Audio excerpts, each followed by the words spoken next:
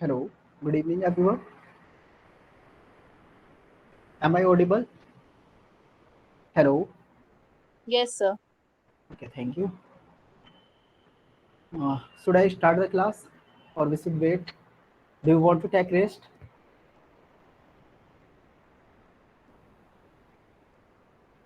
क्या आप लोग रेस्ट करेंगे 2-4 मिनट और should I start?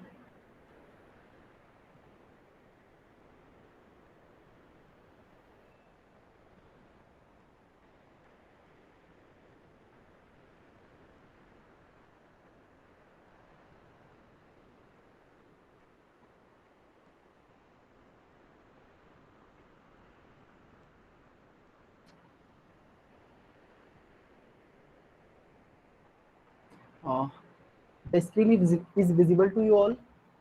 The screen visible है आप लोगों को?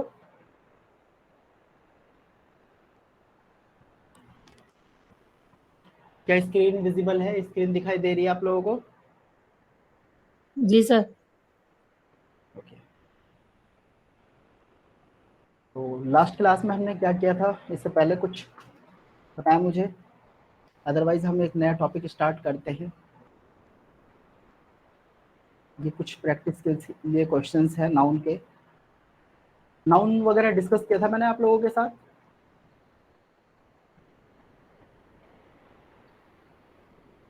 सर मेरी ये फर्स्ट क्लास है, मैंने डेमो नहीं ले पाई थी इसमें। अच्छा, ओके।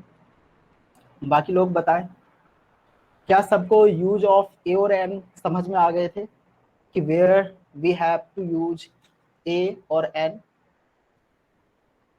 मैंने कुछ क्वेश्चंस करवाए थे आपको ए और एन के यूजेस पे based, so you are able to apply these questions, those methods or the tricks what I am sharing with you in my previous class.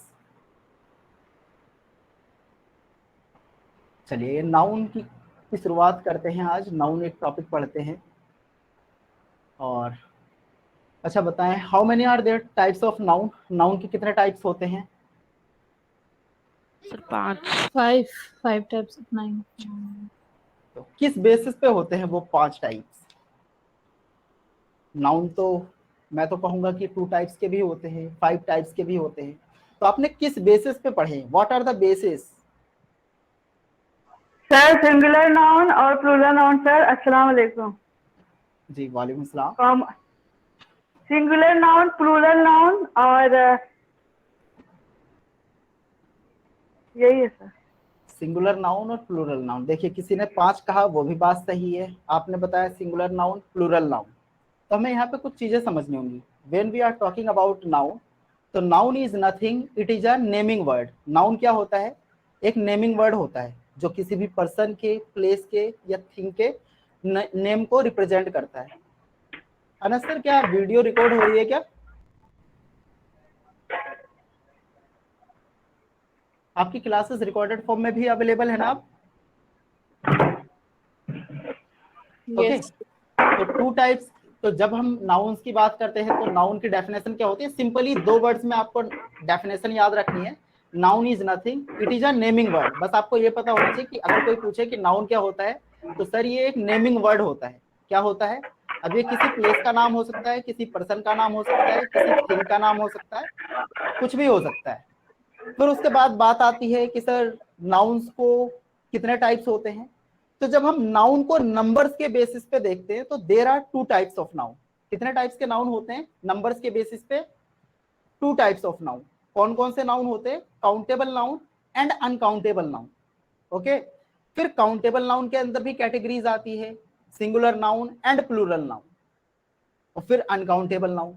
और अभी जिसने भी कहा था कि सर 5 टाइप्स के नाउन, तो वो फंक्शंस के बेसिस पे हैं 5 टाइप्स के। आपने पढ़ा होगा proper noun, common noun, collective noun, material noun and abstract noun. ठीक है। तो वो फंक्शंस के बेसिस पे हैं।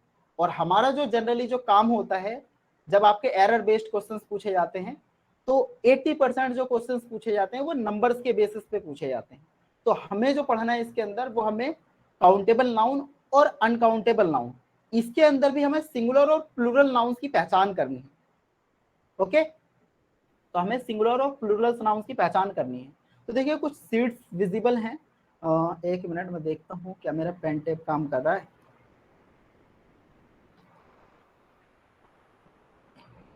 चलिए इस सीट को थोड़ा सा होल्ड करते हैं हम, क्योंकि थोड़ा सा मैं कुछ ऐसी चीज़ पढ़ाऊँ जहाँ पे पेन की भी ज़रूरत ना हो। थोड़ा पेन काम नहीं कर पा रहा, राइटिंग पैड आज मेरा।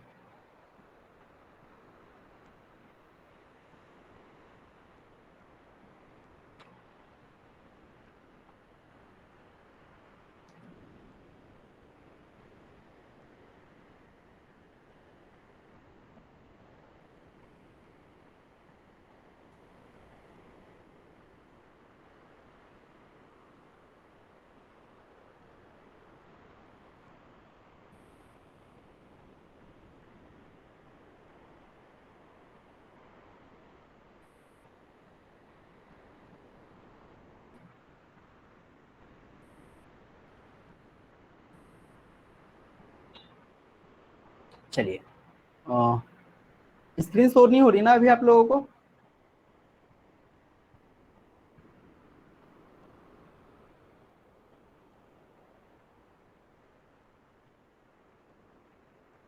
पहले हम कुछ बेसिक्स बातें जान लेते हैं, उसके बाद उस टॉपिक को स्टार्ट करेंगे। तो सबसे पहले बात आती है इंग्लिश की। तो इंग्लिश की बात करते हैं। देखिए थोड़ा सा मेरा राइटिंग पैड काम नहीं कर रहा, मैं लिख नहीं पा रहा हूँ, तो इसलिए कुछ लिखी हुई चीज़ें मैं आपके सामने प्रेजेंट कर रहा हूँ। तो बात आती है इंग्लिश की। तो इंग्लिश बेसिकली आपका जो पूछा जाता है वो ग्रामर पूछा जाता है। तो अगर मैं कहूँ कि व्हाट इज ग्रामर, तो it is nothing, it is a set of rules to form words and sentences. तो ग्रामर क्या होता है? ये सेट ऑफ रूल्स है जिसके जरिए हम वर्ड्स को एंड सेंटेंसेस को फॉर्म करने का काम करते हैं। ठीक है। उसके बाद बात आती है लैंग्वेज की। इंग्लिश है क्या एक्चुअली? तो इंग्लिश इज अ लैंग्वेज। अब लैंग्वेज का काम क्या होता है? तो a medium through which we expresses our ideas, feelings and emotions. तो लैंग्वेज वो चीज होती है जिसके जरिए हम अपने आइडियाज को, फीलिंग्स को एंड इमोशंस को एक्सप्रेस करते हैं। ठीक है। अगर आप लिखना चाहें तो लिख भी सकते हैं, अदरवाइज ये पीडीएफ आपको एज इट इज आपके ग्रुप में मिल जाएगी। Okay, so don't worry about that. अब उसके बाद बात आती है कि लैंग्वेज को हम कुछ भी चीज करते हैं अपनी एक्सप्रेस। यहाँ पे एक वर्ड आया है एक्सप्रेस। तो एक्सप्रेस हम अपने आइडियाज को करते हैं, फीलिंग्स को करते हैं, इमोशंस को करते हैं। तो इन एक्सप्रेशंस को हम 4 तरीके से एक्सप्रेस करते हैं, जिनको इंग्लिश के अंदर स्किल्स कहा जाता है। तो एक लैंग्वेज के अंदर कितनी स्किल्स, कितने कंपोनेंट्स होते हैं स्किल्स के? 4, जिसे आप शॉर्ट फॉर्म में कहते हैं LSRW। एल से हमारा होता है लिसनिंग, एस से होता है स्पीकिंग, थर्ड होती है रीडिंग एंड फोर्थ होती है आपकी राइटिंग। ये एक नेचुरल सीक्वेंस है लैंग्वेज को लर्न करने के लिए, कि अगर आप लैंग्वेज को सीखना चाहते हैं, लैंग्वेज के ऊपर मास्टरी करना चाहते हैं, ओवरकम करना चाहते हैं, तो आपको इसी सीक्वेंस में। कोई भी बच्चा सबसे पहले क्या करता है? इंसान लिसन करता है, किसी की बात को सुनता है। उसके बाद वो धीरे धीरे कुछ दिन तक सुनेगा सुनेगा। जब 6 महीने, 7 महीने, 8 महीने का बच्चा होता है, तो हम उसके कान में बोलने की कोशिश करते हैं, बेटा पापा बोलो, मम्मी बोलो। ठीक है। तो जो वर्ड्स वो ज्यादा बार जनरली सुनता है, वो उस वर्ड्स को ही बोलता है। सबसे फर्स्ट टाइम जो वो वर्ड बोलता है, जो उसके कान में ज्यादा बार जनरली, मैं ये नहीं कह रहा एग्जैक्टली 100%, लेकिन ऐसा ही होता है। तो लिसनिंग, तो उसके बाद वो उस शब्द को बोलता है। तो सेकंड प्रोसेस क्या होती है? पहले आप लिसन करते हैं, उसके बाद स्पीक करने का काम करते हैं। फिर जब आपको बोलना आ जाता है, तो आप फिर थर्ड जो स्किल्स होती है हमारी, रीडिंग। कोई ऐसा नहीं होता कि आप रीडिंग पहले सीख जाओ, स्पीकिंग बाद में सीखो। ठीक है। लेकिन हमें जो इंग्लिश सिखाई जाती है, हम क्या करते हैं? पहले रीडिंग करते हैं, बाद में स्पीकिंग करते हैं। लेकिन जो लैंग्वेज को जो सीखने का जो प्रॉपर सीक्वेंस है, वो है listening, then speaking, third reading, और फोर्थ होती है आपकी राइटिंग। जब आपको पढ़ना आएगा तभी आप लिख पाएंगे। तो ये तो कुछ जनरल सी बातें थी, क्योंकि हमें तो ग्रामर पढ़ना है इसके अंदर। तो ग्रामर वाली बात पे आते हैं। क्या स्क्रीन विजिबल है या साइज छोटा करूं मैं आप लोगों के लिए?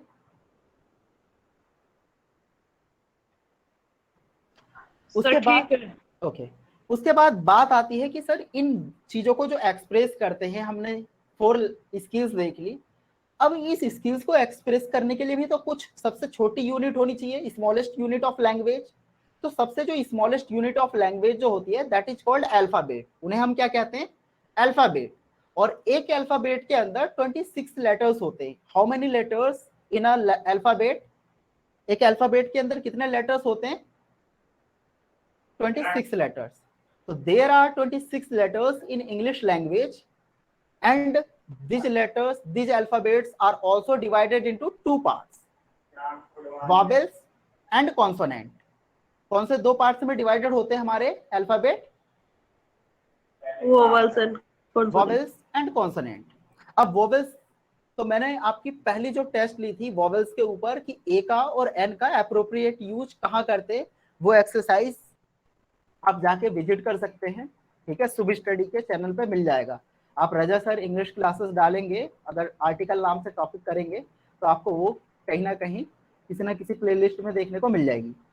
अब उसके बाद ये जो अल्फाबेट की बात करते हैं, ये लेटर्स. तो लेटर्स ये सबसे स्मॉलेस्ट यूनिट होती है हमारी बात को एक्सप्रेस करने के लिए.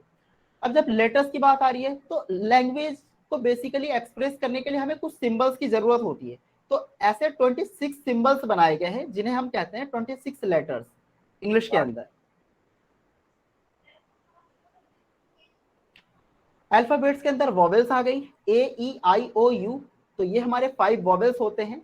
अब क्योंकि अल्फाबेट के अंदर टोटल जो लेटर्स होते हैं 26, तो इन 5 को छोड़ के except this 5 vowels every letter is called consonant. तो बाकी जो आपके 21 लेटर्स बचे, चाहे वो बी हो, सी हो, डी हो, ठीक है, तो ये लेटर्स इनको हम कहते हैं कॉन्सोनेंट्स. तो साउंड्स के जरिए हम चीजों को एक्सप्रेस करते हैं. अब बात आई लेटर्स की. अब सबसे स्मॉलेस्ट यूनिट है हमारी लेटर्स. अब लेटर और लेटर को जोड़ेंगे तो क्या बनता है? When we add letters plus letters, it becomes what? Words. Word. तो ये बनेगा वर्ड. अब बात आती है कि सर वर्ड क्या है? वर्ड किसे कहते हैं? Combination of letters. क्या? Combination of letter. अब देखिए, अच्छा बताएं कि क्या कोई एक लेटर का एक वर्ड हो सकता है?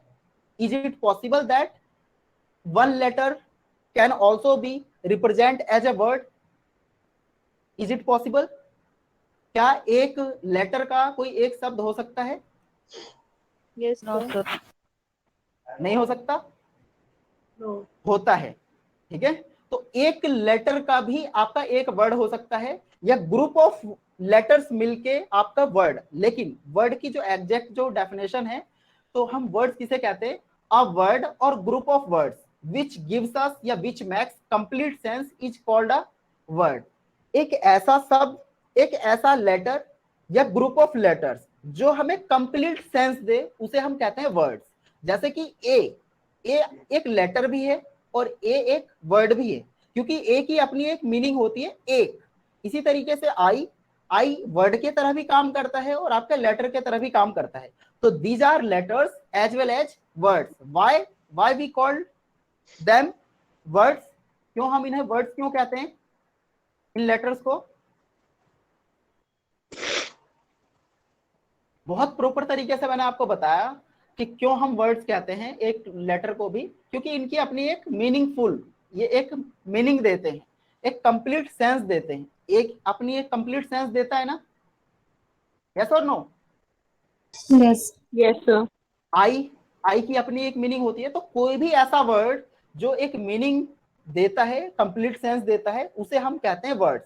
अब देखिए, जरूरी नहीं है कि अगर कॉम्बिनेशन ऑफ लेटर्स हो तो आप उसे वर्ड कहेंगे. जैसे कि मैं एक एग्जांपल देता हूं. मैंने कहा बुक, मैंने क्या कहा? BOO के बुक. आप कहेंगे कि सर ये वर्ड है. क्यों वर्ड है? क्योंकि इसकी अपनी एक मीनिंग होती है. लेकिन अगर मैं इसको कह दूं KOOB, is it a word? No, can you sir. Say that? तो No, ये sir. वर्ड नहीं होगा, क्योंकि KOOB इंग्लिश में कोई ऐसा वर्ड है ही नहीं. तो इसकी कोई मीनिंग भी नहीं निकल हाँ, रही. इसकी कोई मीनिंग. तो सिंपल सी बात ये हुई कि वर्ड उसे कहते हैं जिसकी अपनी एक प्रॉपर मीनिंग होती है. ओके. अब वो एक जी. लेटर का भी हो सकता है एक वर्ड, और ग्रुप ऑफ लेटर्स मिलके भी फॉर्म कर सकते हैं words. So I hope is that clear to everyone? जी सर. नेक्स्ट वर्ड आती है. अब वर्ड से बड़ा क्या होता है? वर्ड प्लस वर्ड मिलके क्या बनते हैं? Praise. फ्रेज. Very good. बहुत सारों के मन में ये भी आ रहा हुआ कि sir sentence, word plus word becomes sentence, right? जी सर. नहीं sir, phrase plus phrase sentence बनता है ना. वर्ड प्लस वर्ड मिलके सेंटेंस भी बनते हैं. और वर्ड प्लस वर्ड मिलके फ्रेज भी बनते हैं, लेकिन सेंटेंस से छोटी यूनिट होती है आपकी फ्रेज। तो व्हाट इज फ्रेज? फ्रेज क्या होता है, किसे कहेंगे आप फ्रेज? बताएं।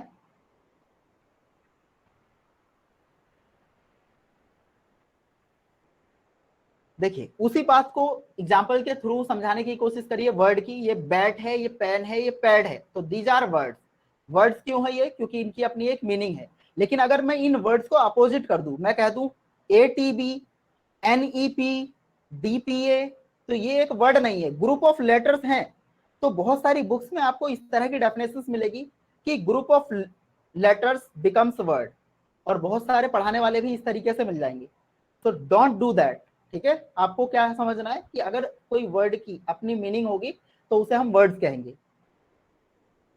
These are only letters not words. तो ये जो नीचे वाले जो हैं ये सिर्फ लेटर्स हैं, इनको हम वर्ड्स नहीं कह सकते, because they don't convey any sense, क्योंकि हमें कोई भी सेंस कन्वे नहीं कर रहे हैं।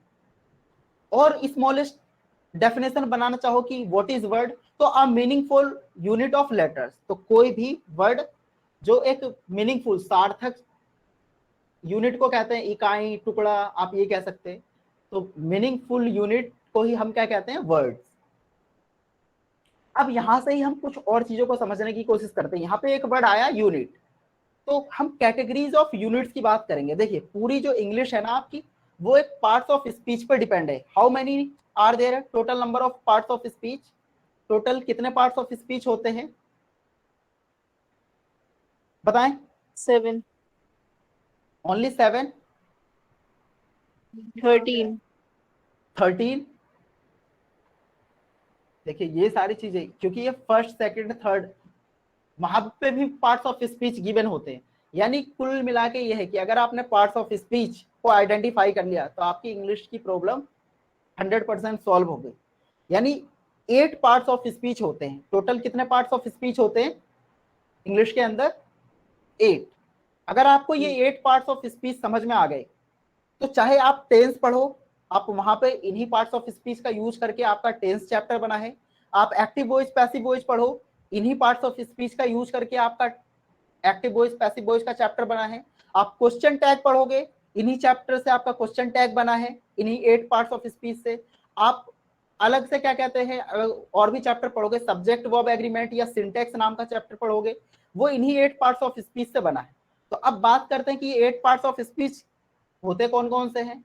बता सकता है आप में से कोई इनके नाम, कि what are the names of those this 8 parts of speech? Yes, sir.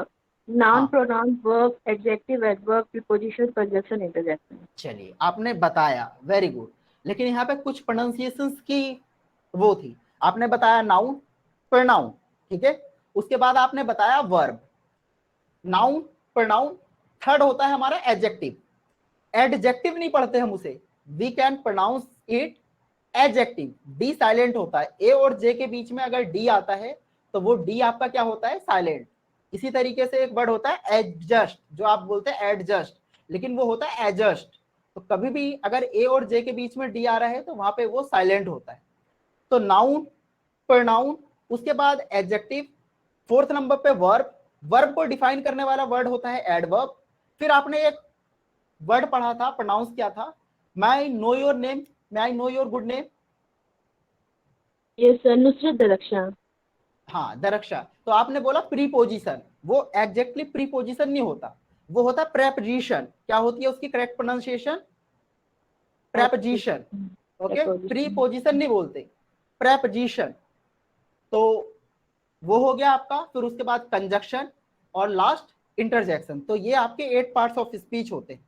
तो अब एक एक करके जानते हैं थोड़ा सा कि व्हाट इज नाउन।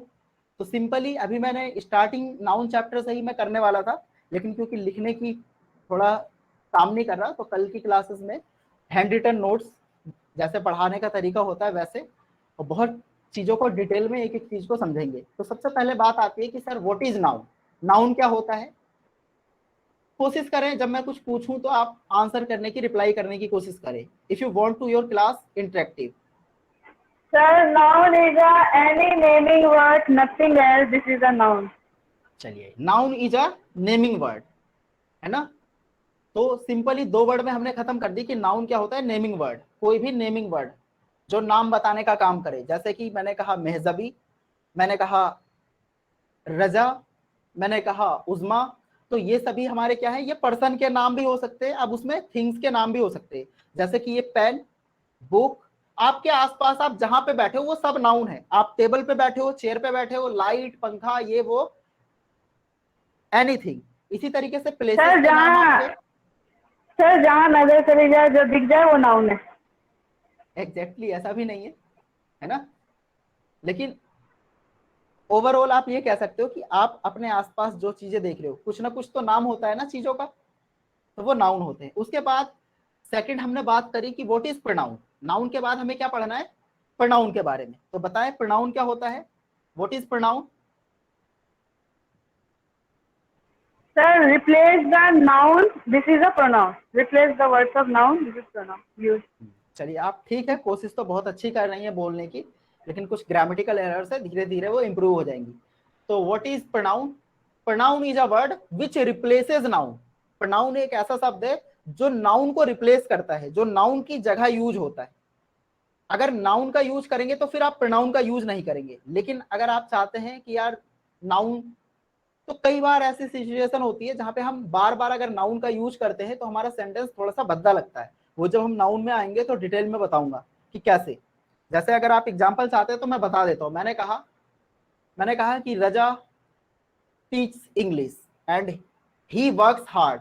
तो यहाँ पे अगर मैं बोलता रजा वर्क्स हार्ड, इस तरह के सेंटेंसेस आगे भी बोलता, Raza want to make his father proud, इस तरह के सेंटेंस, तो रजा रजा बार बार बोलूं मैं तो ये सुनने में थोड़ा सा अटपटा सा लगेगा, भद्दा लगता है। तो इसलिए हम इनको रिप्लेस करने के लिए किसी प्रोनाउन का यूज करते हैं, अलग अलग शब्दों का यूज करके, ताकि हमारा जो सेंटेंस है वो थोड़ा सा इंटरेक्टिव लगे। ओके, तो प्रोनाउन समझ में आ गया कि प्रोनाउन, व्हाट इज प्रोनाउन। तो pronoun is a which replaces noun, जो नाउन को रिप्लेस करता है, जो नाउन की जगह यूज हो सकता है, उसे हम कहते हैं प्रोनाउन। उसके बाद थर्ड आता है एडजेक्टिव। तो ये एडजेक्टिव किसे कहते हैं, तो it denotes the qualities of a noun और अ प्रोनाउन। ये किसी भी नाउन या प्रोनाउन की खूबियां, कैरेक्टरिस्टिक्स, फीचर्स, विशेषताएं, जो नाउन या प्रोनाउन की विशेषताओं को बताने का काम करे, उसे हम कहते हैं एडजेक्टिव। तो any word which qualify a noun और अ प्रोनाउन, तो कोई भी शब्द जो नाउन या प्रोनाउन की खूबी बताता है उसे हम कहते हैं एडजेक्टिव। जैसे अगर आप एग्जाम्पल से समझना चाहते हैं, वैसे हम इन चैप्टर को डिटेल्स में डिस्कस करेंगे तो वहां पे मैं अलग से डिस्कस करूंगा। अभी हम बेसिक बेसिक चीजें जानते हैं कि होते क्या है। तो उसके बाद लास्ट है वर्ब। तो व्हाट इज वर्ब, वर्ब किसे कहते हैं,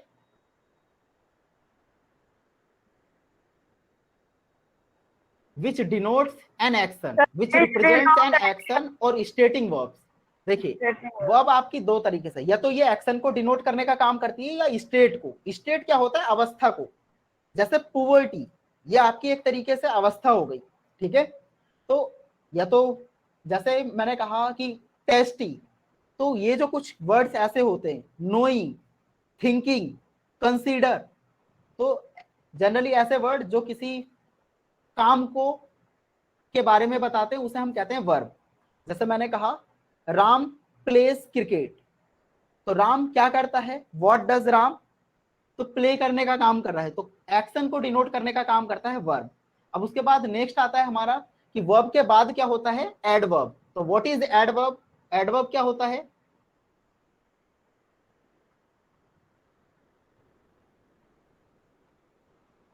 sir adverb anyone is can a answer.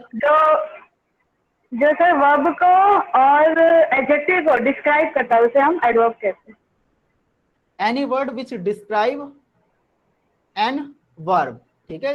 कोई भी ऐसा वर्ड जो किसी वर्ब को डिस्क्राइब करने का काम करता है उसे हम क्या कहते हैं, एडवर्ब।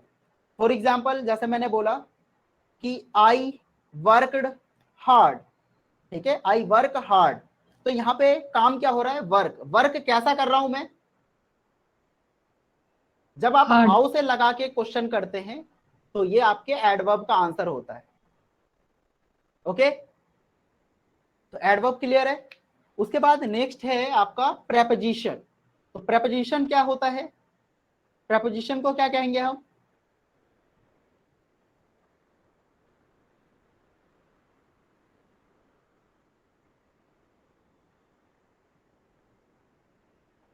जो सर पोजीशन को बताते हैं।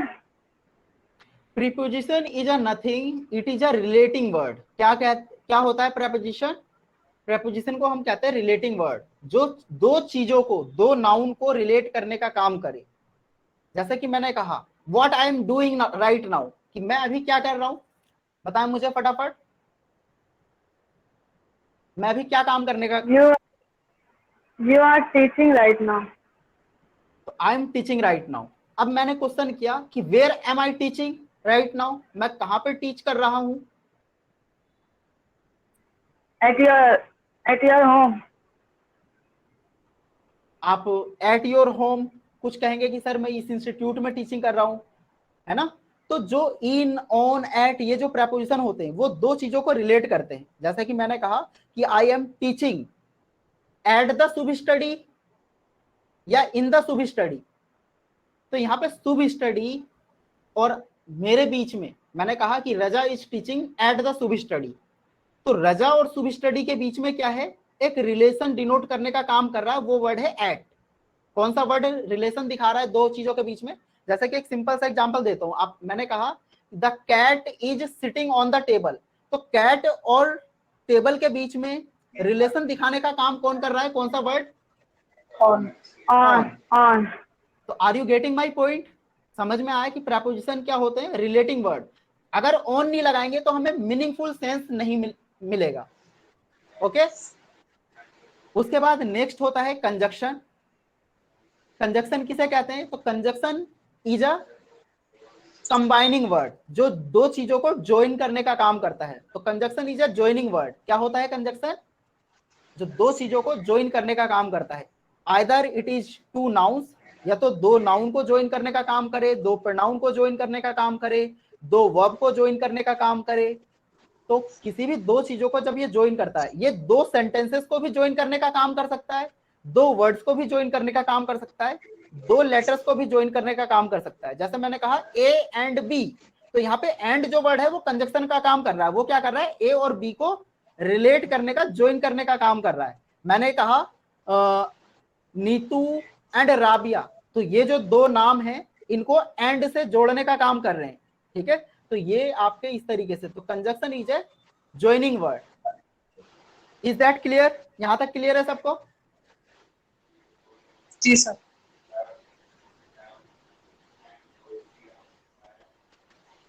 तो देखिए एडवर्ब की बात हमने कर ली, कंजक्शंस की बात कर ली, प्रेपोजिशन की बात कर ली, लास्ट आता है हमारा इंटरजेक्शन। क्या? इंटरजेक्शन। तो इंटरजेक्शन क्या होता है? तो it is nothing any words which express sudden feeling of a person, जो किसी पर्सन की सडन फीलिंग्स को एक्सप्रेस करने का काम करता है, उसे हम कहते हैं इंटरजेक्शन। जैसे कि अलास, हुर्रा, ठीक है, हाय, हेलो, जो आपके इंस्टेंटली निकलता है। जैसे ही आप रिएक्शंस, एक्सप्रेशंस देखते हैं, जैसे मान लो आप कोई गेम खेल रहे हैं, आपने कहा hurrah we have won the match, ठीक है, तो जब आपकी कोई अच्छा काम होता है, आपकी खुशी जाहिर होती है, तो आप उसे हुर्रा करके डिनोट करते हैं। तो एनी वर्ड, हुर्रा हो, हाय हो, हेलो हो, ठीक है। जैसे कि आप मान लो कुछ बहुत अच्छी आपने पेंटिंग देखी, कोई बहुत अच्छी सीनरी देखी, तो आपका माइंड से सडन मुंह से निकलता है अलग तरीके का expression, wow what a beautiful place. तो वाओ, हाय, हेलो, ऐसे वर्ड्स को हम कहते हैं इंटरजेक्शन वर्ड। तो ये बेसिक्स क्लियर हो गए क्या? यहां तक क्लियर है सबको? Is that clear to everyone? जी सर। जी सर। तो हमने ये स्टोरी स्टार्ट करी थी वर्ड से, कि वर्ड प्लस वर्ड मिलके हमारे, अब हम आगे चलते हैं। तो ये सारी वर्ड्स के अंदर हमने पढ़ी इतनी चीजों को, और इन 8 चीज पे आपकी पूरी इंग्लिश डिपेंड करती है। Then next what we have to study, my next question is to you, when we add word and word it becomes word. ये क्या बनेगा जब आप वर्ड और वर्ड को जोड़ते हैं? तो इट बिकम्स फ्रेज। क्या बनता है? फ्रेज। अब बात आती है कि sir what is phrase? Phrase क्या होता है? तो a group of words without complete meaning, कोई भी ग्रुप ऑफ वर्ड जिसकी अपनी पूरी मीनिंग नहीं होती, जिससे हमें एग्जैक्टली पता नहीं लगता कि क्या कहना चाह रहा है ये चीज, तो ऐसे वर्ड्स को हम कहते हैं फ्रेज। यानी फ्रेज की एक और कंडीशन आप ध्यान रखना कि phrase is a type of word where no verb is given. यानी फ्रेज एक ऐसा सेंटेंस होता है, एक ऐसा वर्ड होता है जहां पे किसी भी वर्ब को, कोई भी वर्ब मेंशन नहीं होती। अगर वो वर्ब आ जाएगी तो वो फिर फ्रेज नहीं रहेगा, ठीक है। और अगर हम फ्रेजेस की बात करें तो how many are types of phrase, तो there are 3 types of phrase, noun phrase, adjective phrase and adverb phrase. तो फ्रेज आपके कोई भी वर्ड जिसकी अपनी पूरी मीनिंग नहीं होती, जैसे मैंने कहा था अभी 2 नाम हमने बात की, मैंने कहा कि डे एंड नाइट, दिन और रात, लेकिन दिन और रात क्या कर रहे हैं, कैसे हैं, ऐसे, यानी पूरी एग्जैक्टली मीनिंग नहीं निकल रही, तो ऐसे वर्ड को हम कहते हैं फ्रेज। और फ्रेज के अंदर कभी भी वर्ब इंक्लूड नहीं होता, ओके। एक और चीज होती है, अगर इफ यू आर इंटरेस्टेड, बताएं कि इडियम्स क्या होता है या क्लोज क्या होता है, what is the meaning of close. Close किसे कहते हैं? फ्रेज आपको पता लग गई तो हम क्लोज की भी बात क्यों ना कर लें। Sir, clause is just one subject and one verb. This is clause. हाँ, तो clause is a word where one subject and one verb is mandatory. तो क्लोज एक ऐसा सेंटेंस होता है, एक ऐसा वो होता है, ग्रुप ऑफ वर्ड्स होता है जहां पे एक सब्जेक्ट का आना और एक वर्ब का आना कंपलसरी होता है। जैसे मैंने कहा ही works hard but he failed, मैंने कहा ही वर्कड हार्ड, उसने कठिन परिश्रम की, बट ही फेल्ड, लेकिन फिर भी वो असफल हो गया, फेल हो गया। तो यहाँ पे देखिए ये जो बट है वो एक कंजक्शन है, वो 2 सेंटेंसेस को, 2 क्लोजेस को जोड़ने का काम कर रहा है।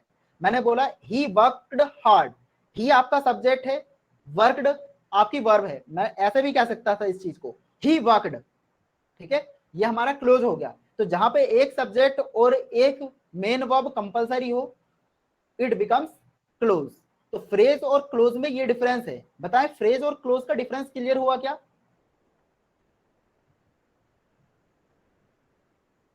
Are you able to identify the difference between clause and a phrase? Yes, sir.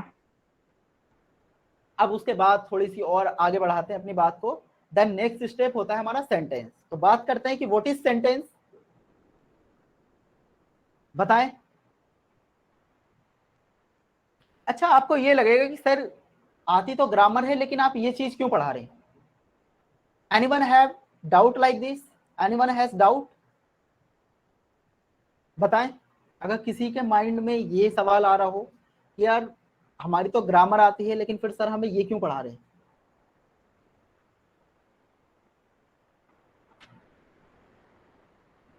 शायद ऐसा सवाल किसी का माइंड में नहीं। चलिए बहुत अच्छी बात है। देखिए इसके बाद अब हम सेंटेंसेस पे आ गए ना, यहाँ से आपकी कहानी स्टार्ट हो जाएगी। आपके जो चैप्टर सेंटेंसेस पे कौन कौन से चैप्टर डिपेंड करते हैं? Narration chapter. अब आपके 5 टाइप के हम सेंटेंसेस पढ़ेंगे डेफिनेशन को क्लियर करने के बाद। तो सेंटेंसेस पे आपका पूरा नरेशन चैप्टर डिपेंड होगा। अगर आप सेंटेंसेस के टाइप्स को नहीं समझ पाए तो आप नरेशन नहीं सीख पाएंगे, आप एक्टिव वॉइस पैसिव वॉइस नहीं सीख पाएंगे, आप क्वेश्चन टैग के क्वेश्चंस बनाना नहीं सीख पाएंगे। तो बहुत इंपॉर्टेंट रोल प्ले करता है ये सेंटेंस। तो अगर किसी को यहाँ पे समझ में ना आए तो आप यहाँ पे मुझसे पूछ सकते हैं, क्योंकि अगर आपकी फर्स्ट सीढ़ी पे ही आपकी अड़चने आएंगी तो आप 9वीं 10वीं सीढ़ी पे नहीं जा पाएंगे। तो बहुत ओपन माइंड होके कि आप एक बार अगर समझ में नहीं आ रहा है, 2 बार 4 बार आप पूछने की कोशिश करें। Okay, you are free from my side to ask any question if you have any doubt. Okay, चलो तो बात कर रहे थे सेंटेंस की। तो बताएं कि व्हाट इज सेंटेंस, सेंटेंस किसे कहते हैं?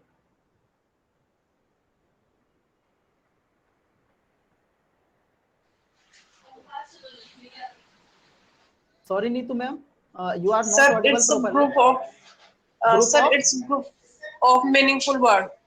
okay very good fine. तो it's a group of meaningful words. तो ये एक ग्रुप होता है जो अपनी मीनिंग प्रॉपर तरीके से दे। तो देखिए यहाँ पे अब again my question is this, can we say that a word is also work as a sentence?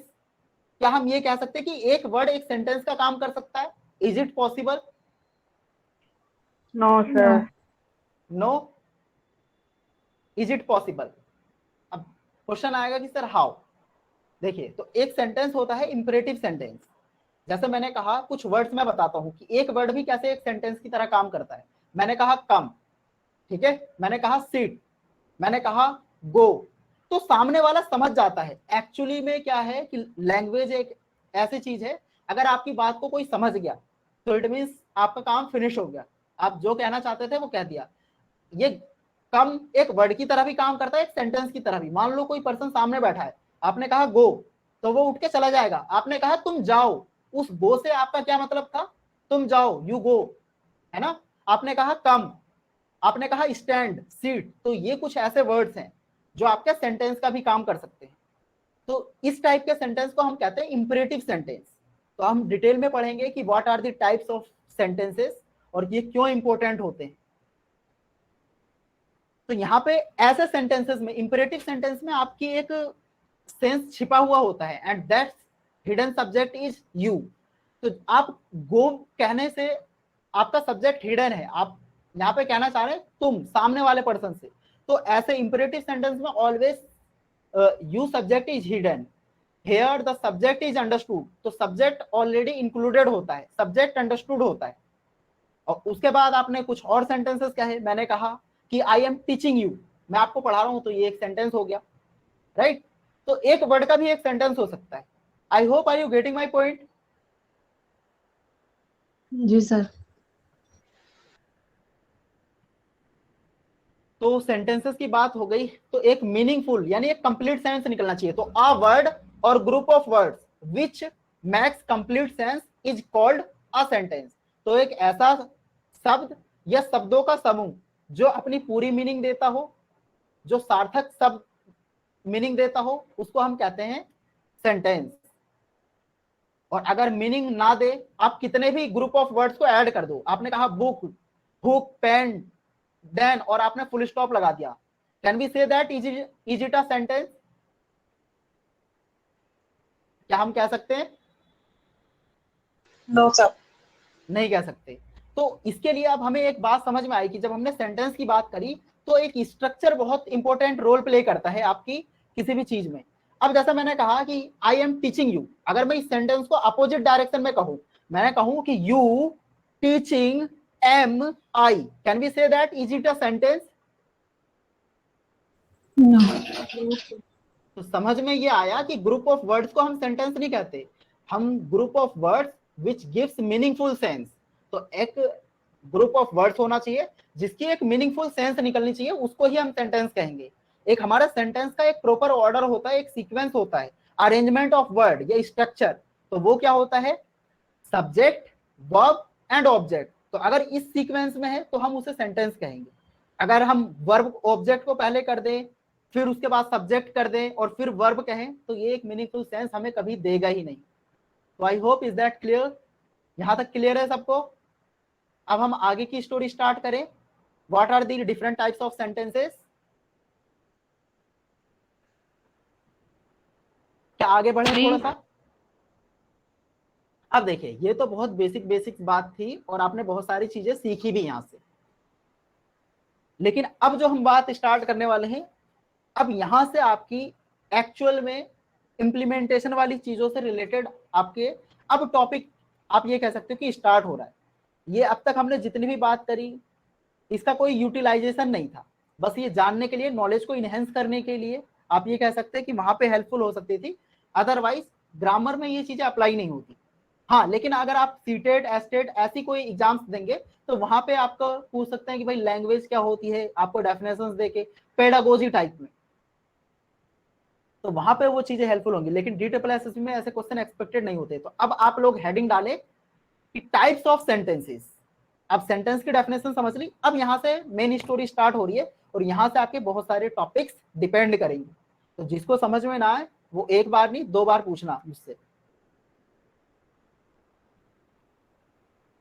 तो वो कर लें, टाइप्स ऑफ सेंटेंस या काइंड्स ऑफ सेंटेंस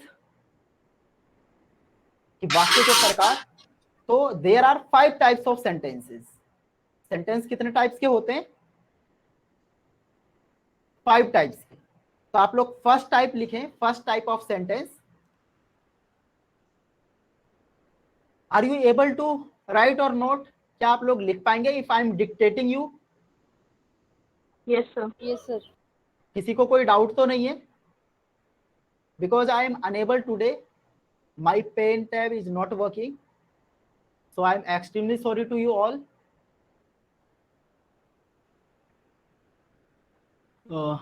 तो लिखें, फर्स्ट टाइप लिखें affirmative sentence, assertive sentence. First type लिखें assertive sentence, ASSERTIVE, assertive sentence. अब असर्टिव सेंटेंस क्या होता है? तो लिखें a sentence which asserts or affirm, a sentence which asserts or affirms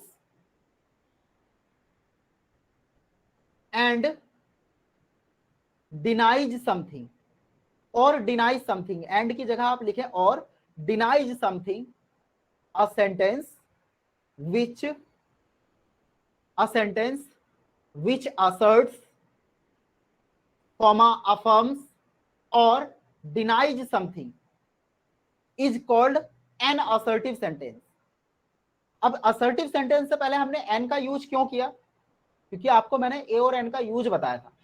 तो अगर साउंडिंग आपके किसी वर्ड की वॉवेल से स्टार्ट हो रही है तो उसके पहले हम a और n लगाते हैं. और a और n आर्टिकल का use we always use an article before a noun.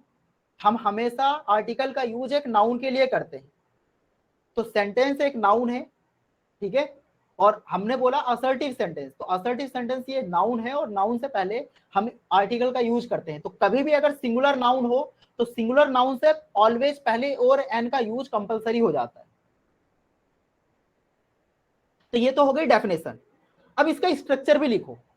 देखिए, assertive sentence is also further divided into two parts. Assertive sentence को भी हम दो हिस्सों में देख सकते हैं. एक होता है पॉजिटिव सेंटेंस और एक होता है नेगेटिव सेंटेंस. तो assertive sentence is also divided into two parts. तो आप अगेन लिखें, असर्टिव सेंटेंस के अंदर दो डिवीजन बनाएं, एक पॉजिटिव सेंटेंस और एक निगेटिव सेंटेंस.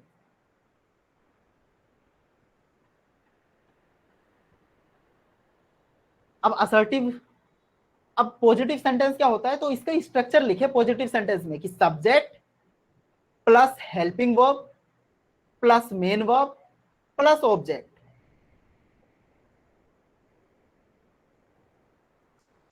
Sir, ये- will you please repeat it, sir?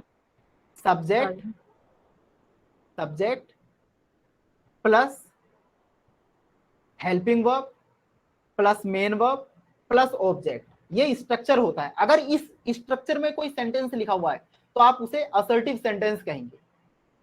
और असर्टिव सेंटेंस का भी पॉजिटिव. ओके, जैसे कि एक एग्जांपल भी लिख लो, आप लिखना चाहते हो तो. मैंने बोला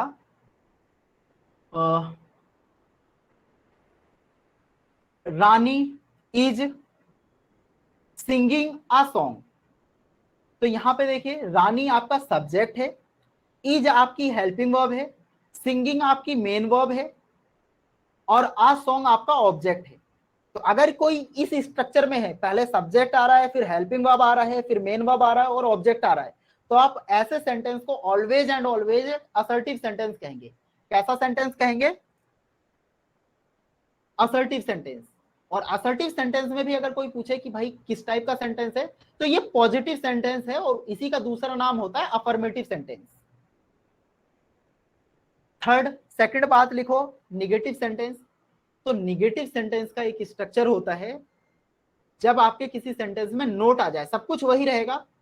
तो लिखें आप लोग सब्जेक्ट, इसका अरेंजमेंट लिख लें, अरेंजमेंट ऑफ वर्ड्स या स्ट्रक्चर, कि सब्जेक्ट प्लस आपकी हेल्पिंग वर्ब, उसके बाद नॉट और उसके बाद मेन वर्ब.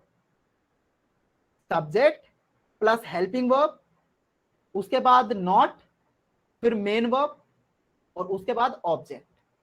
तो ये आपके स्ट्रक्चर होता है नेगेटिव सेंटेंस का. एग्जांपल लिख लें, उसी सेंटेंस को नेगेटिव में कन्वर्ट कर लें. Rahul is playing. आप जो भी सेंटेंस बना सकते हैं ना एग्जाम्पल। तो Rahul is driving a car, Rahul is Rahul is not driving a car, क्योंकि हम निगेटिव की बात कर रहे हैं। तो लिखे sentence Rahul is not driving a car, या I am not teaching you, हमने नोट ऐड कर दिया। तो राहुल क्या है, आपका सब्जेक्ट है। उसके बाद आपने हेल्पिंग वर्ब इज ली, एम ली, जो भी आप सेंटेंसेस लेना चाहते हो। उसके बाद आपने नोट ऐड करा, फिर आपने मेन वर्ब करा। तो नोट कहां आता है, इसको भी ध्यान में रखना है कि हेल्पिंग वर्ब और मेन वर्ब के बीच में हमेशा नोट आता है, कभी भी मेन वर्ब के बाद नहीं आता नोट। और उसके बाद मेन वर्ब आएगी, मेन वर्ब के बाद आपका ऑब्जेक्ट। तो राहुल आपका सब्जेक्ट था, इज आपकी क्या कहते हैं हेल्पिंग वर्ब थी, नोट आपका निगेटिव सेंस दे रहा था, आपके क्या कहते हैं ड्राइविंग मेन वर्ब थी, और आकार आपका ऑब्जेक्ट था। तो मैंने आपको बताया एक चीज कि ए और एन आर्टिकल का यूज हम कब करते हैं, किसी नाउन से पहले। देखिए यहाँ पे कार है, जब कोई भी सिंगुलर नाउन आप अपने सेंटेंस में यूज कर रहे हैं तो वहां पे ए और एन का यूज कंपलसरी होता है। अगर मैं इस सेंटेंस को ऐसे कहता कि राहुल इज ड्राइविंग कार, तो ये प्रॉपर सेंटेंस नहीं है, फिर ये ग्रामेटिकली इनकरेक्ट है। जैसे आप बोलते हैं ना आई हैव अ बुक, कभी आपने सोचा है कि आ क्यों लगाते हैं बुक से पहले? तो कभी भी अगर सिंगुलर नाउन इंडिविजुअल लिखा जाएगा तो उससे पहले हमें ए और एन आर्टिकल का यूज करना कंपलसरी होता है। ओके, तो यहां से एक ग्रामेटिकल एस्पेक्ट भी आपको समझ में आया।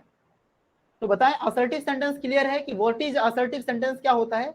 कोई भी ऐसा सेंटेंस जो किसी चीज के बारे में हाँ या ना के बारे में जानकारी देता है, जो किसी चीज के बारे में हमें हाँ या ना के बारे में बताता है, कुछ बेसिक सी इंफॉर्मेशन देता है, ऐसे सेंटेंस को हम कहते हैं असर्टिव सेंटेंस।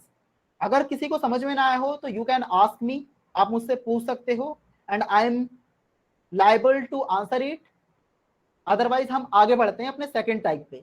मैं इसलिए इतना फोर्स कर रहा हूं क्योंकि आपके मैंने बताया कि 3-3, 4-4 चैप्टर इन सेंटेंसेस पे डिपेंड करते हैं। उसके बाद सेकंड सेंटेंस होता है आपका इंटेरोगेटिव सेंटेंस। कौन सा सेंटेंस? Interrogative sentence. तो you can write it down, interrogative sentence लिखें। इंटेरोगेटिव की मीनिंग स्पेलिंग्स भी पता होनी चाहिए आपको, कई बार पूछ लेते हैं इंटेरोगेशन की स्पेलिंग्स स्पेलिंग टेस्ट में। रुकैया बताएं आप, स्पेलिंग क्या होती है इंटेरोगेटिव की? INTERROGATIVE। Okay, interrogative. Interrogative, okay fine. चलिए ठीक है। तो इंटेरोगेटिव, अब उसके बाद इसमें लिखें कि इसकी डेफिनेशन क्या होती है, क्या होता है इंटेरोगेटिव सेंटेंस। तो लिखें a sentence which asks ASKS। अभी ये सारी चीजें कि क्यों मैं इतना इंफेसाइज कर रहा हूं, आस्क क्यों कर रहा हूं, आस्क क्यों नहीं कर रहे, इससे क्या इंपैक्ट पड़ेगा, तो ये सारी चीजें भी जानेंगे थोड़ी थोड़ी जैसे जैसे आपकी क्लासेस आगे बढ़ेंगी। तो अ सेंटेंस विच आस्क्स क्वेश्चंस या इंटरोगेशन, एक ऐसा सेंटेंस जो क्वेश्चंस पूछने का काम करे, is called an interrogative sentence. तो एक ऐसा सेंटेंस जो क्वेश्चन पूछने का काम करता है उसे हम इंटरोगेटिव सेंटेंस कहते हैं। अब इसमें स्ट्रक्चर की बात करते हैं। Interrogative sentence is also divided into 2 parts. Interrogative sentence भी आपके 2 टाइप्स के होते हैं। कितने टाइप्स के होते हैं? 2 टाइप्स के। बता सकता है कोई इनका डिवीजन मुझे? Anyone of you? सर एक Positive और WH वर्ड से यस, और एक हेल्पिंग वर्ड से जो होते हैं। एक WHO वर्ड से और एक हेल्पिंग वर्ब से। Very good, fine ma'am.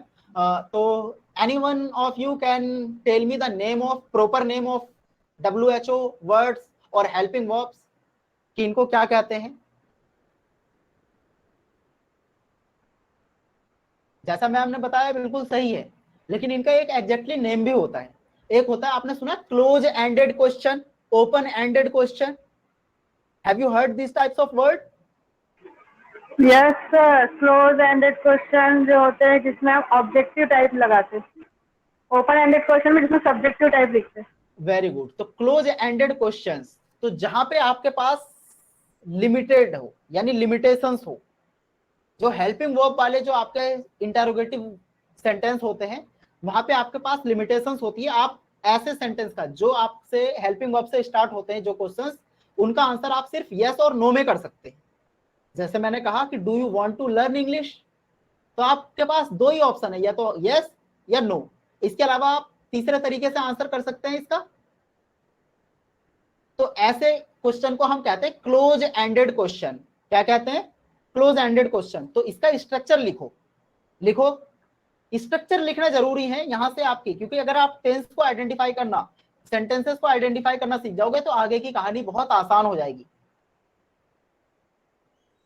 तो स्ट्रक्चर लिखें। दो टाइप्स के इंटरोगेटिव सेंटेंस भी बताए, एक क्लोज एंडेड क्वेश्चंस, इसका स्ट्रक्चर लिखो कि हेल्पिंग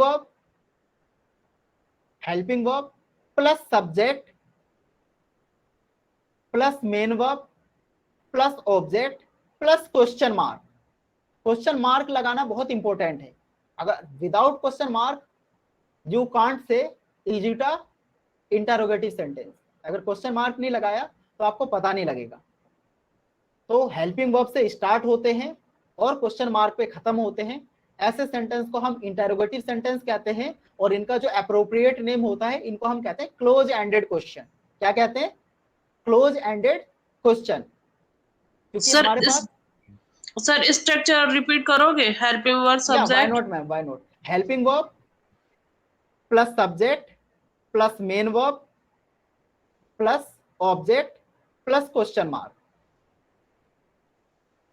ओके एक सर, थैंक एग्जांपल यू। भी लिख लें आप अगर लिखना चाहते हैं तो।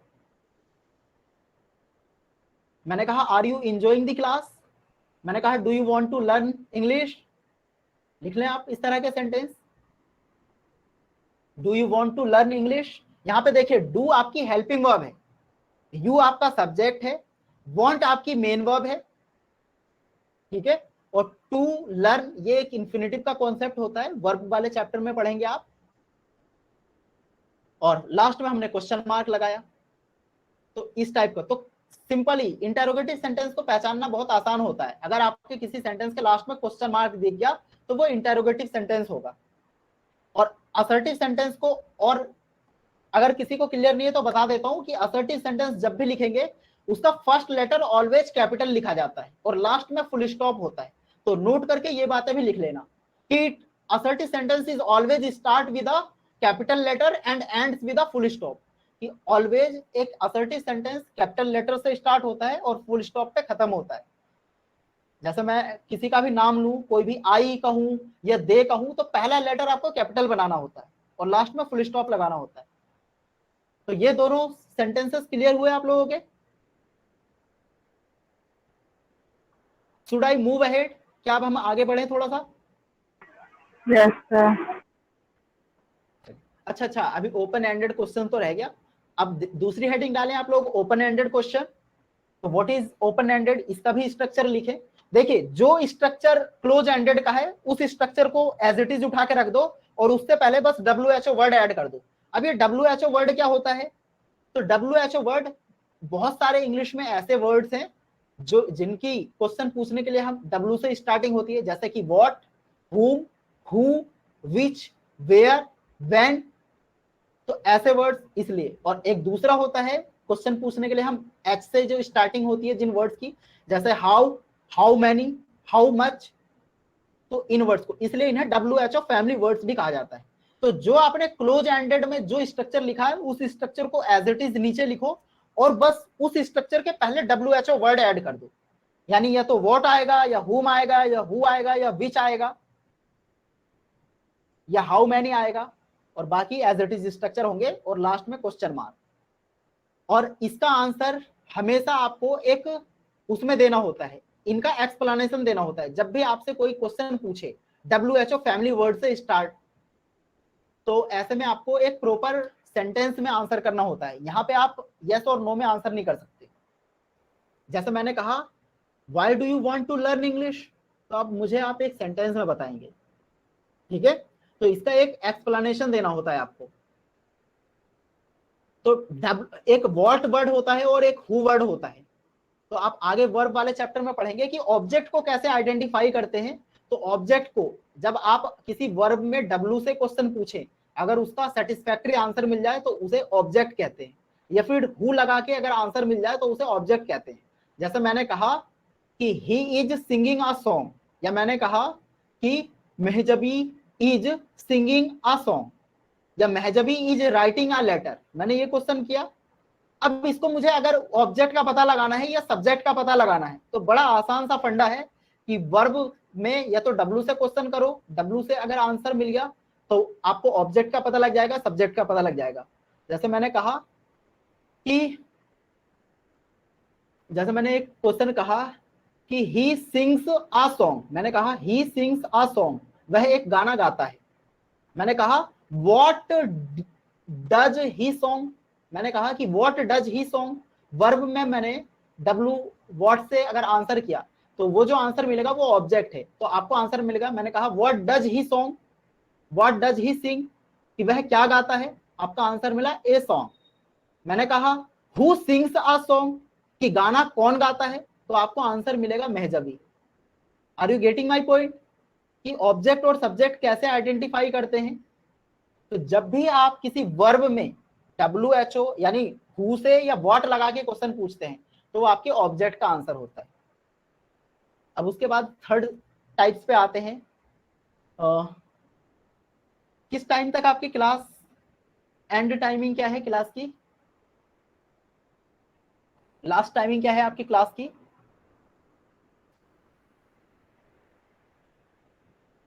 11 o'clock।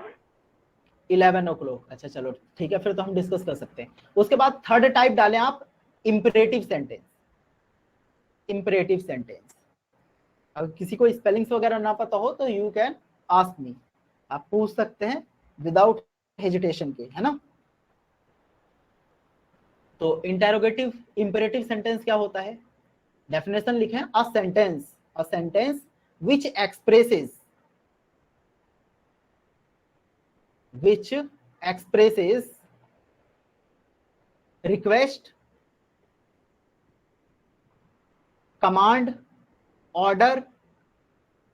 A sentence which expresses a request, a command, an order, an advice, suggestion, warnings, etc.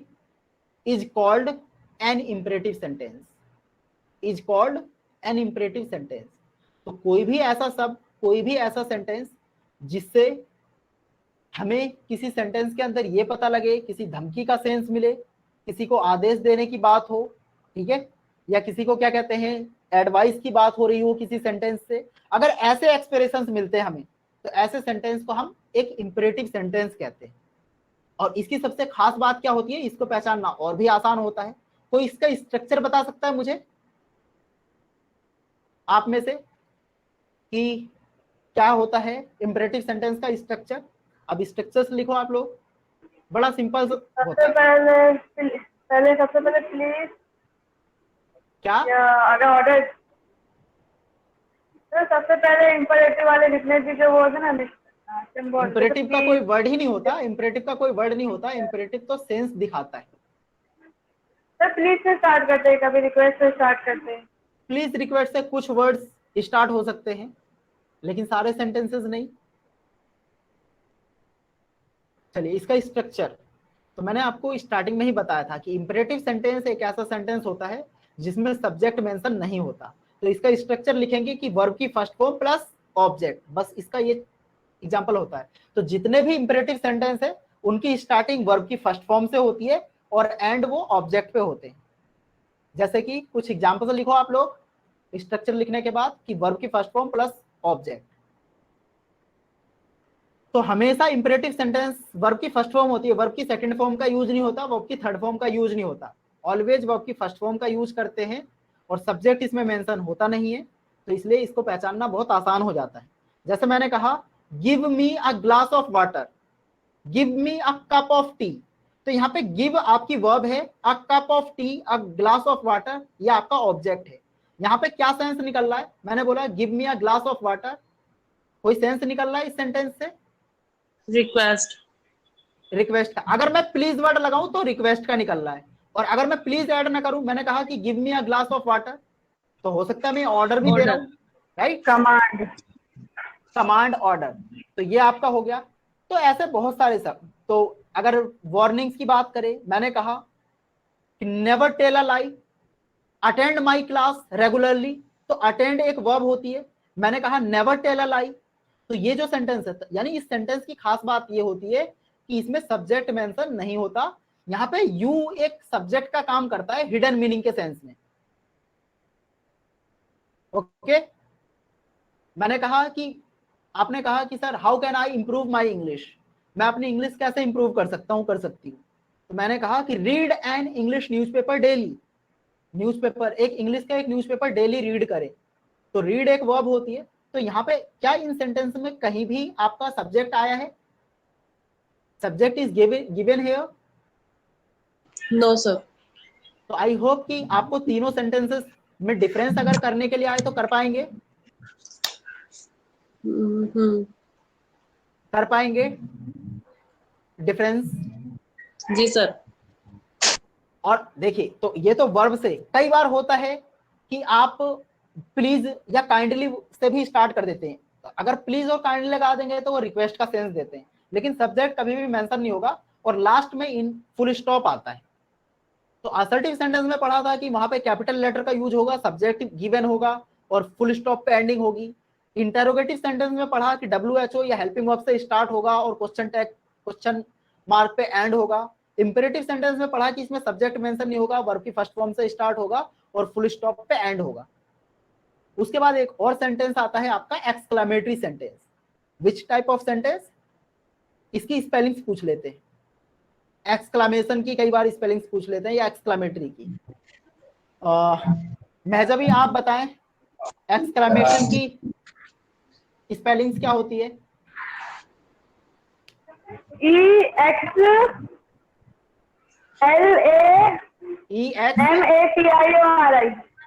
बताएं Nusrat Darakhshan, is it right? She is right? No, sir. तो what is the correct pronunciation और spellings of this word? EXCLAMATORY. TORY, exclamatory. Okay, तो exclamatory sentence. अब इसमें लिखेंगे कि what is exclamatory sentence. Exclamatory sentence क्या होता है? तो लिखें a sentence which expresses, a sentence which expresses a sudden feeling of the a sentence which expresses a sudden feelings of the mind of the speaker. A sentence which expresses the sudden feelings of the mind of the speaker is called an exclamatory sentence. तो एक ऐसा sentence जो speakers के sudden feelings को express करने का काम करता है, जो आपने इंटरजेक्शंस में पढ़े थे, ऐसे सेंटेंस को हम कहते हैं एक्सक्लेमेटरी सेंटेंस। इसका स्ट्रक्चर लिखें कि what is the structure of this sentence. तो इसका स्ट्रक्चर बड़ा आसान होता है। तो सबसे पहले आता है एक्सक्लेमेटरी वर्ड्स और उसके बाद आएगा एक्सक्लेमेशन मार्क, यानी ऐसे सेंटेंस में एक एक्सक्लेमेशन मार्क गिवन होगा। Do you know what is exclamation mark? किसी को डाउट है कि एक्सक्लेमेशन मार्क कैसा होता है?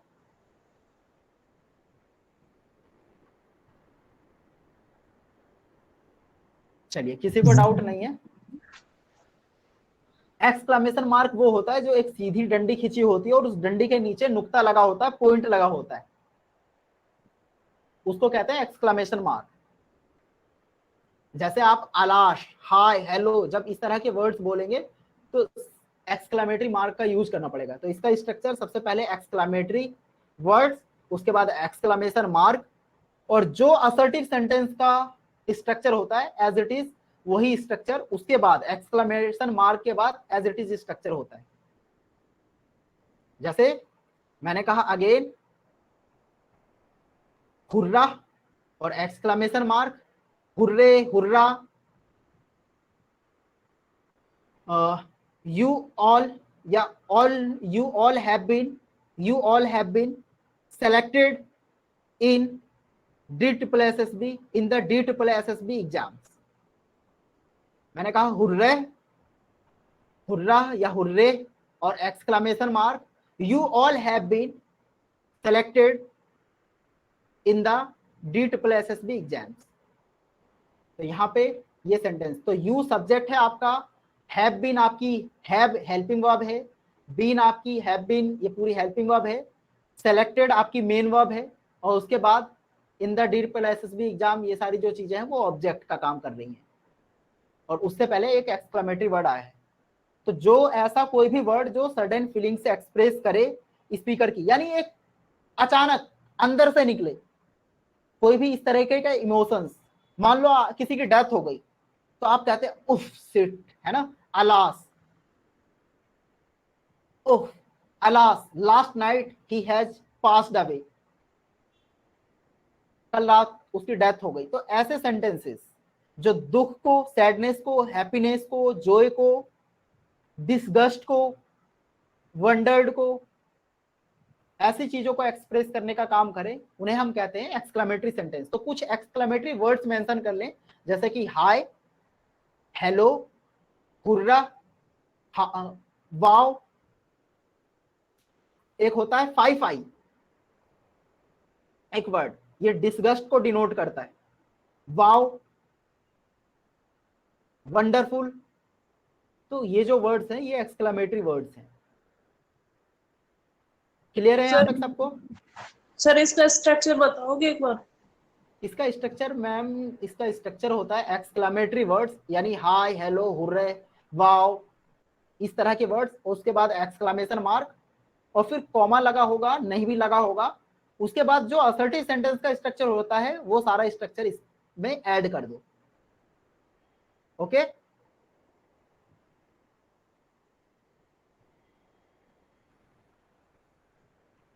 क्या क्लियर है मैम? Yes sir. ओके, और लास्ट होता है आपका ऑप्टेटिव सेंटेंस। तो लिखें कि what is optative sentence.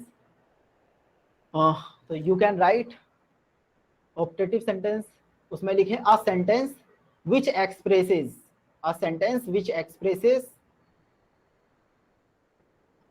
A curse, CURS, curse, अभिशाप या बद्दुआ, curse, bless, a bless, curse comma a bless, comma pray, comma wish, comma desire, etc is called an optative sentence, is called an optative sentence.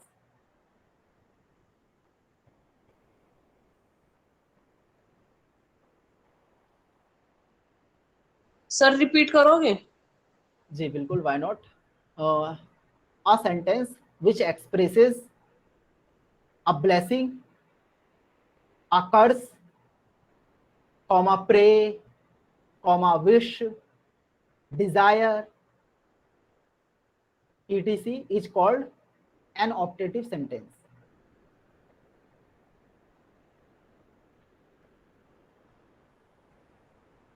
Students बहुत कम है, थोड़ा बहुत session share करके आया करो आप लोग अपने फ्रेंड सर्कल्स में। डेमो ले सकते हैं, अगर कोई इंटरेस्टेड है तो थोड़ा सा सेशन शेयर कर सकते हो। नेक्स्ट टाइम से जब भी इंग्लिश की क्लासेस हो, क्योंकि थोड़ा सा अगर जब स्टूडेंट्स ज़्यादा होते हैं तो और ज़्यादा मज़ा आता है। अब मुझे पूछने पड़ रहे हैं आपसे।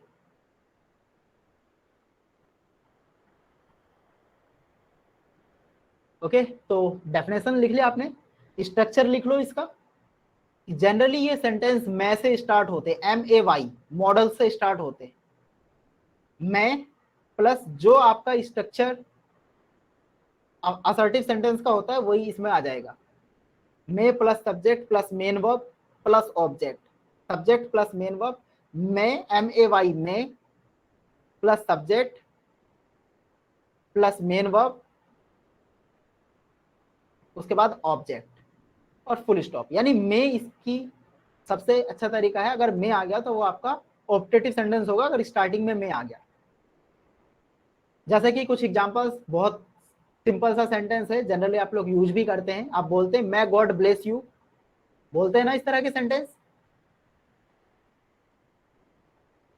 तो ये एक एग्जांपल हो गया, मैं गॉड ब्लेस यू। ये क्या हो गई, आप किसी के लिए प्रेयर कर रहे हो, ब्लेसिंग्स दे रहे हो आप किसी को कि मैं गॉड ब्लेस यू, ईश्वर तुम्हारी आयु लंबी करे। उसके बाद हम बात करते हैं नेक्स्ट, आप कुछ और भी एक दो एग्जांपल्स और भी लिख लो।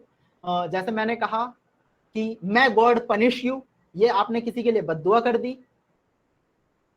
तो जो किसी चीज के दुआ, किसी को दुआ देने का काम करे, किसी के लिए प्रेयर करे, किसी की इच्छा को दिखाने का काम करे, ऐसे सेंटेंसेस को हम ऑप्टेटिव सेंटेंस कहते हैं। जैसे मैंने कहा वुड दैट, एक स्ट्रक्चर होता है वुड दैट से भी, अगर मैं नहीं आया तो वुड दैट आएगा।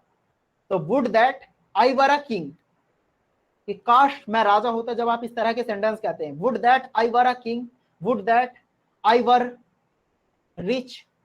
तो जब इस तरह के sentence, would that I were a cricketer, तो ये सेंटेंस भी आपके ऑप्टेटिव सेंटेंस में है।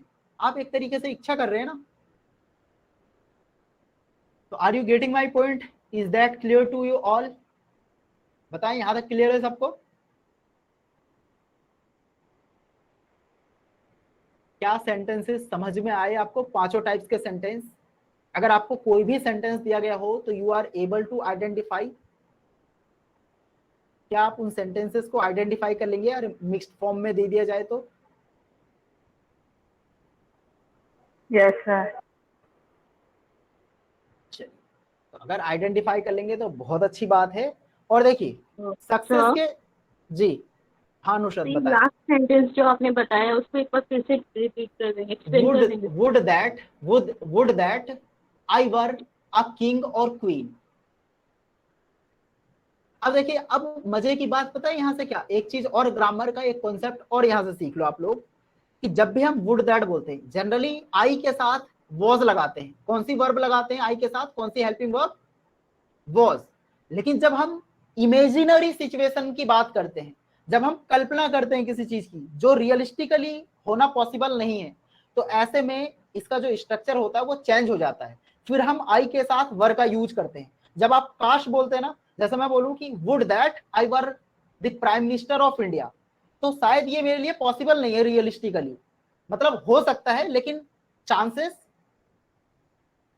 बहुत कम परसेंटेज है ना। तो जब इमेजिनरी, जब आप ख्याली पुलाव पकाते हैं तो वहां पे आई के साथ वर का यूज करते हैं, और इस तरह के सेंटेंस आपके एरर में बहुत पूछे जाते हैं। तो जब हम चीजों को पढ़ेंगे तो वहां पे समझने की कोशिश करेंगे। सब्जेक्ट वर्ब वाले चैप्टर में मैं ये चीजें पढ़ाऊंगा आपको। यस सर, इस तरह के सेंटेंस में इफ से भी तो शायद हम स्टार्ट कर सकते हैं ना, इफ आई वेयर इनविजिबल और समथिंग। इससे ऐसे भी कर सकते हो। ये जो इफ, वुड, दैट, इनको हम कहते हैं कंडीशनल वर्ड्स। क्या कहते हैं? Conditional. If, whether, would, that.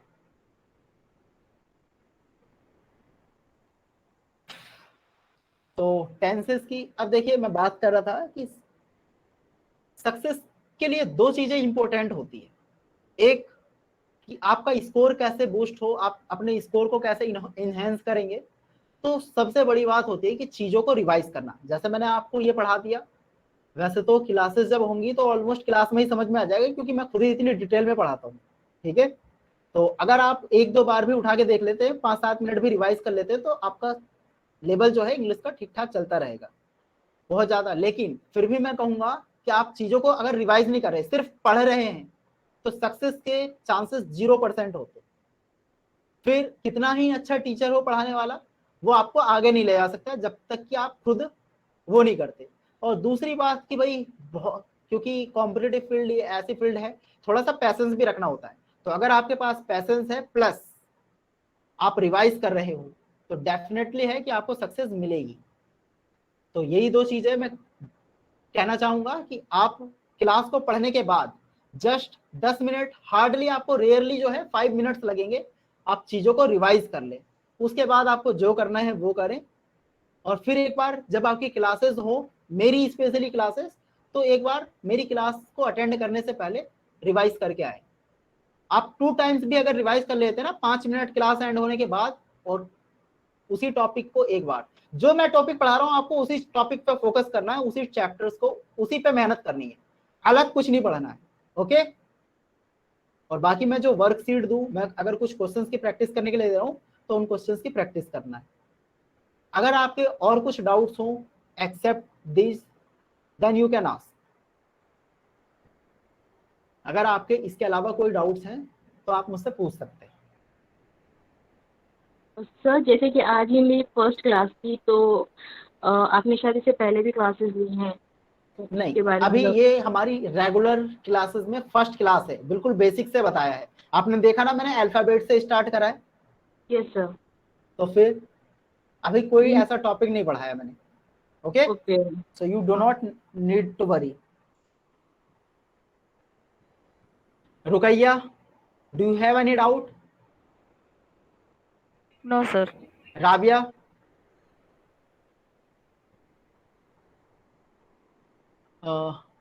Meena ma'am,